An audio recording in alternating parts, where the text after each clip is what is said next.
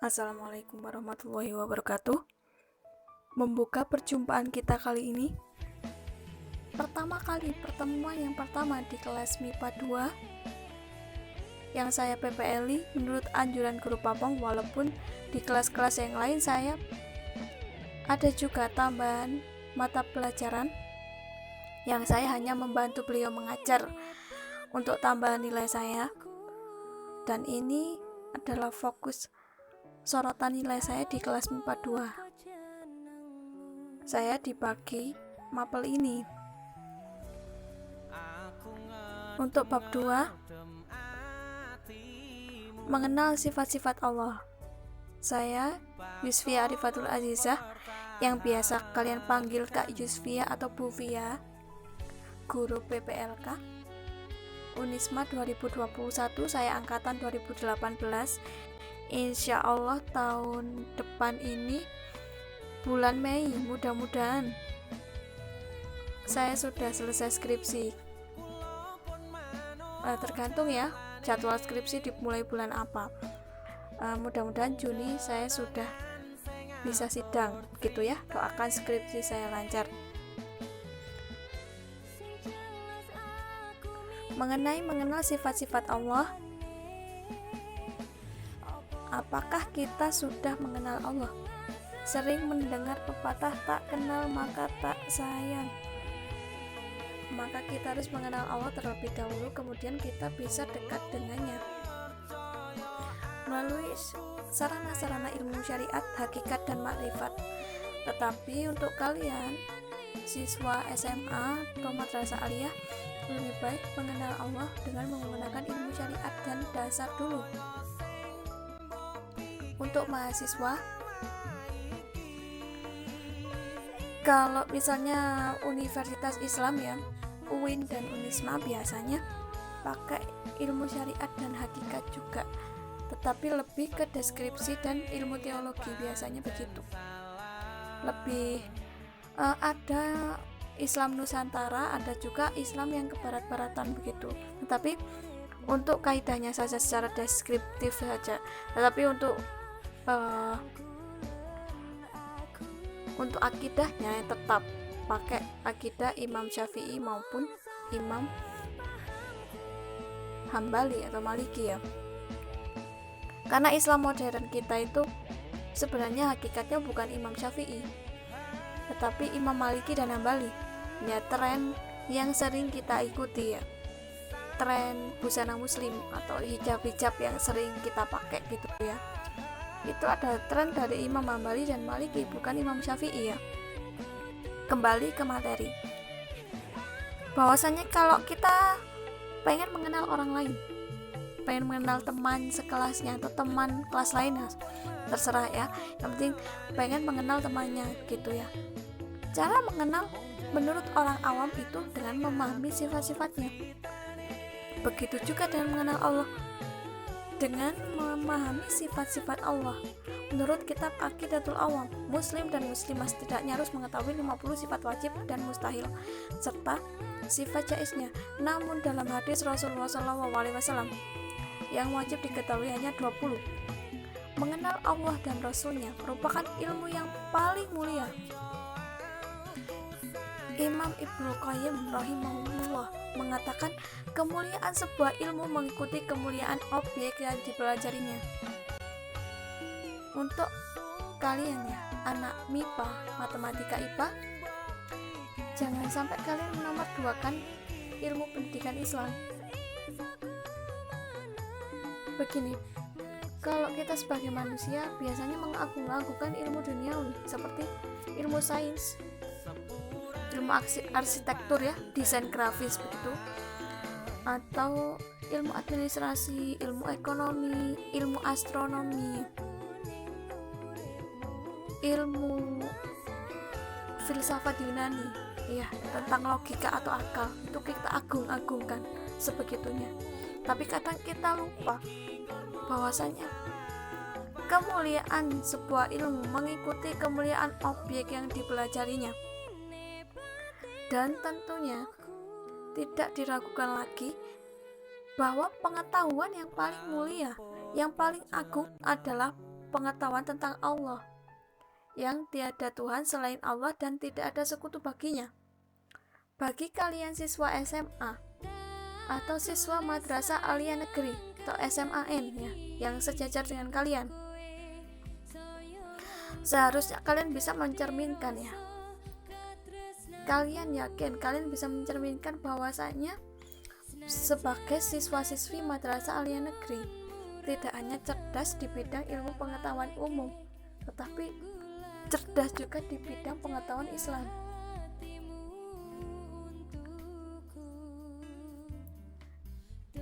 Kalau kalian sebagai anak SMA itu ilmu pendidikan Islam namanya ya, termasuk yang lain-lain cabangnya ya. Kalau mungkin di jurusan IPA itu mungkin pendidikan Islamnya itu kalau umum sudah tahu ya pasti. Alhamdulillah saya juga banyak, karena saya kira itu saya cuma dapat pengetahuan yang khusus gitu. Ternyata mata kuliahnya tuh semua mapel begitu. Cuma ya ndak ada matematika, ndak ada, cuma semua mapel ada gitu ya. Paling agung ya kemuliaan suatu ilmu itu ialah ilmu tentang Allah. Ya tanda kutip ilmu pendidikan Islam bagi anak sekolah. Kalau bagi mahasiswa ya itu ilmu teologi, ilmu tentang ketuhanan, ilmu kalam ya, ilmu pendidikan Islam. Itu untuk universitas Islam. Bukan, sebenarnya hakikatnya memang yang paling nomor satu, yang paling agung di mata Allah itu adalah ilmu tentangnya, ilmu tentang memahami Allah ya. Jangan sampai kita menomor keduakan karena mengagungkan ilmu yang bersifat duniawi.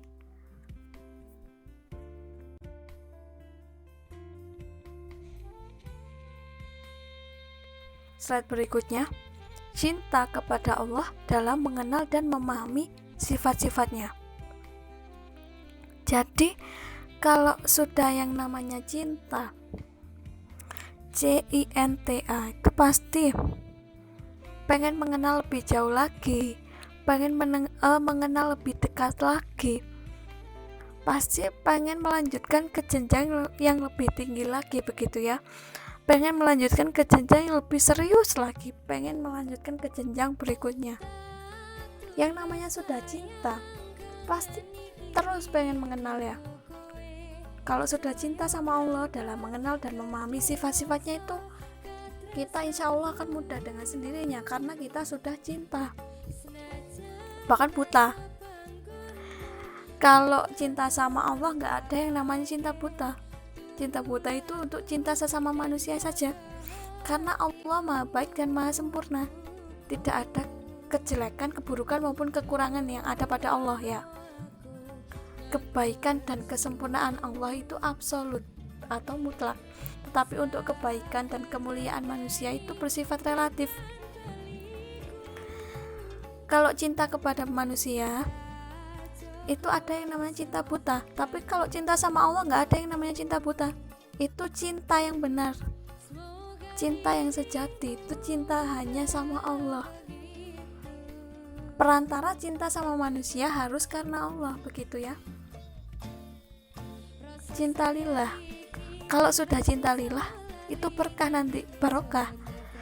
Kalau orang sudah dibarokai sama Allah, jangan khawatir, di kehidupan dunia juga berkah, di akhirat apalagi. Menuju slide berikutnya.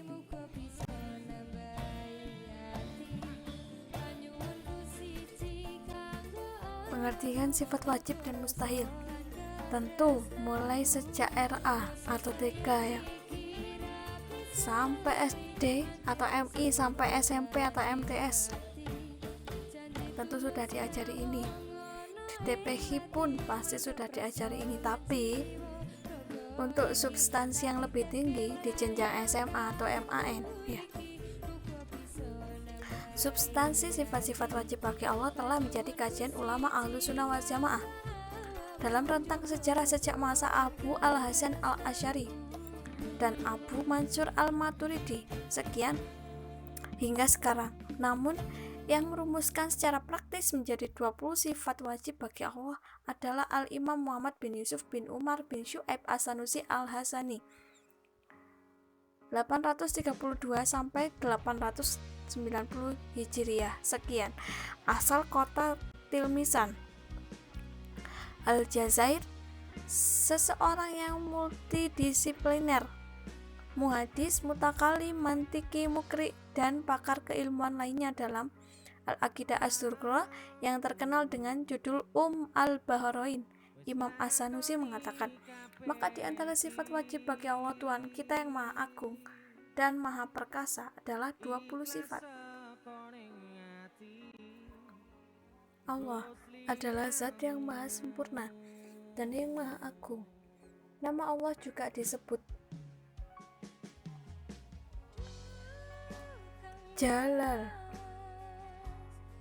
ya, disebut Azza wa Jalla, dan tunggal, tidak terdiri dari unsur-unsur dan bagian-bagian, dan tidak ada sesuatu apapun yang serupa dengannya. Beriman kepadanya berarti manusia wajib beriktikad dan penuh yakin akan sifat-sifat yang wajib, sifat-sifat yang mustahil, dan sifat-sifat yang jaiz.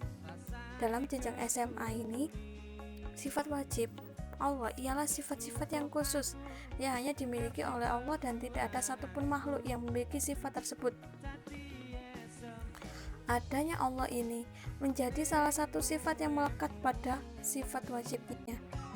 Sifat wajib Allah inilah yang membedakan Allah sebagai sang pencipta atau khalik dengan semua makhluk ciptaannya. Sifat mustahil tentu adalah sifat yang tidak mungkin dimiliki oleh Allah yang maha sempurna, sedangkan sifat jaiz adalah sifat yang mungkin atau boleh atau mubah ada, atau sifat yang mungkin boleh tidak ada pada Allah.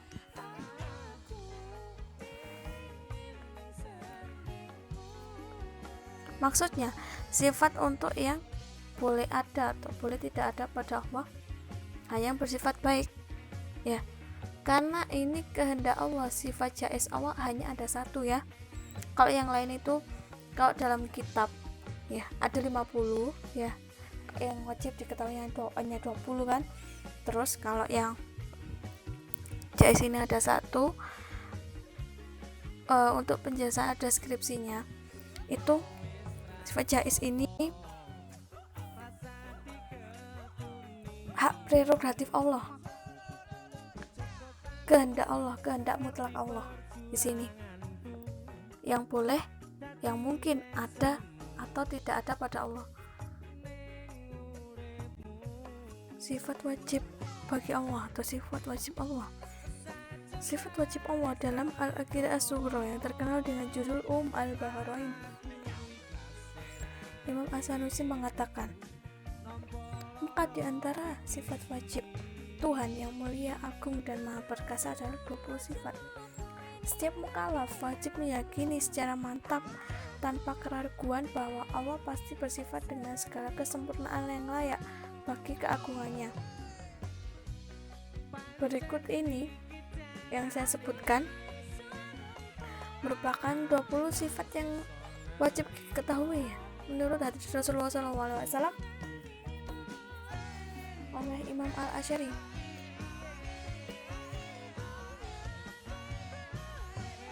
Wujud, khidam, mukhalafatul hawadisi, sampai mutakaliman.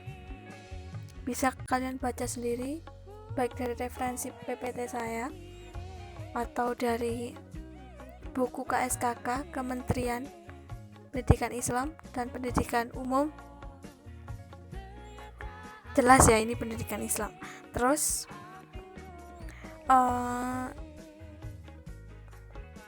untuk berikutnya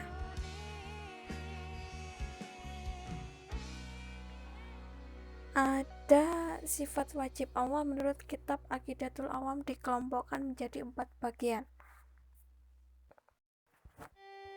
Sifat-sifat wajib bagi Allah menurut kitab Aqidatul Awam dikelompokkan menjadi 4. Yang pertama, sifat nafsiyah, yaitu sifat yang hanya berhubungan dengan zat Allah. Sifat nafsiyah ini ada satu, yaitu wujud. Yang kedua, sifat salbiyah, yaitu sifat yang menghilangkan sifat-sifat yang tidak layak atau tidak sesuai dengan kesempurnaan Allah. Salbiyah ini ada 5, yaitu hidam, baqa, mukhalafatul khawadisi, dan hiyamu binafsihi, serta wahdaniyat. Yang kelima, sifat ma'ani, yaitu sifat-sifat abstrak atau yang tidak terlihat yang wajib ada pada Allah. Ia menambah makna kesempurnaan pada zat Allah. Jikapun terdapat sifat-sifat tersebut pada manusia, maka persamaannya hanya pada lahir atau lafaz saja, tidak pada hakikat. Misalnya Allah mempunyai sifat ilmu dan juga manusia mempunyai sifat ilmu, tetapi ilmu Allah adalah mutlak atau absolut, sedangkan ilmu manusia adalah relatif, seperti kebaikan dan kesempurnaan adalah mutlak atau absolut, tetapi kemuliaan manusia itu bersifat relatif.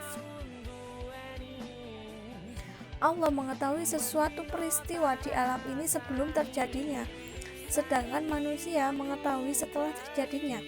Yang termasuk sifat ma'ani ada 7, yaitu khudrah, iradah, ilmu hayat, sama, basar, dan kalam. Yang keempat, sifat maknawiyah, yaitu kelaziman dari sifat ma'ani. Sifat maknawiyah tidak bisa berdiri sendiri, sebab setiap sifat ma'ani tentu telah didefinisikan sebagai sifat yang ada pada sesuatu yang disifati, yang otomatis menetapkan suatu hukum padanya, maka sifat maknawiyah merupakan hukum tersebut.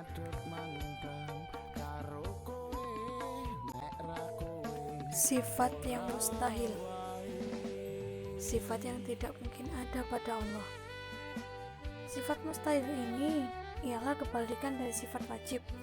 Tentu anak-anak sudah tahu, dari jenjang TK sampai SMP sudah diajari ini. Namun di jenjang ini ya, saya tambahkan kembali yang lebih bagus lagi, yang substansinya lebih tinggi kalian, karena kalian SMA ya, kembali lagi ya. Maksudnya sifat yang tidak mungkin dimiliki oleh Allah Azza wa Jalla yang maha sempurna. Sifat-sifat yang mustahil apa aja? Adam tiada, hudud terdahului, fana, musnah, mumtasalatul hawadisi, ada yang menyamai, ihtiyajulil ghairihi, memerlukan yang lain, dan lain-lain ya, ada 20, bisa kalian baca sendiri. Tentu yang tugas-tugas yang saya sampaikan di grup kelas dan juga bahan ajar di e-learning untuk kalian hafalan beserta artinya ya, jangan lupa untuk nilai ulangan harian.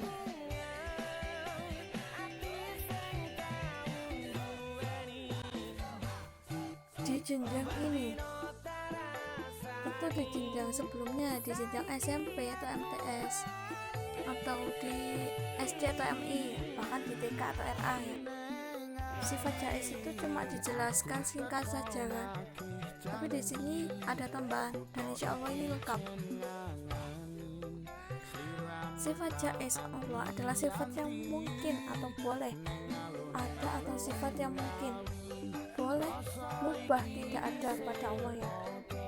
Sifat yang mungkin boleh atau sifat yang tidak boleh ada pada Allah, karena sekali lagi kehendak Allah itu bersifat mutlak.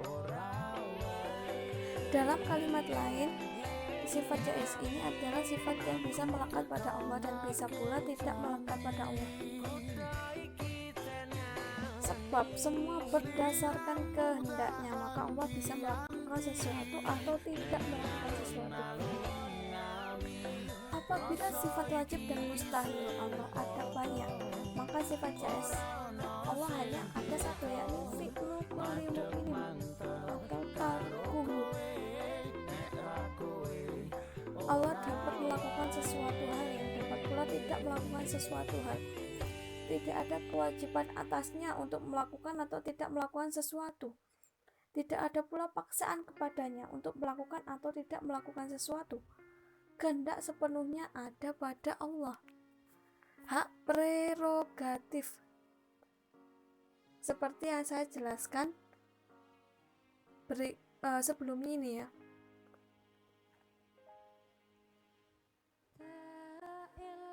Keutamaan mengenal nama dan sifat Allah. Keutamaan Itu tentu semua orang punya persepsi dan pandangan masing-masing mengenai keutamaan atau hikmah. Menurut anjuran referensi dari buku yang dipegang oleh guru mapel atau guru pamong, berikut ini keutamaan mengenal nama dan sifat Allah.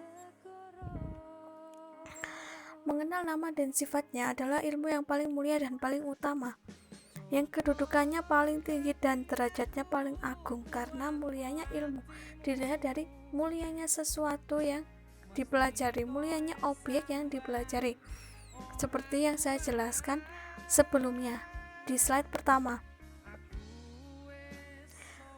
Yang kedua, semakin mengenal Allah berarti semakin mencintai dan mengagungkannya, juga semakin takut, berharap, ikhlas, dan beramal kepadanya. Yang ketiga, iman akan semakin bertambah. Semakin mengenal Allah, maka akan semakin merasa bahwa Allah selalu bersamanya.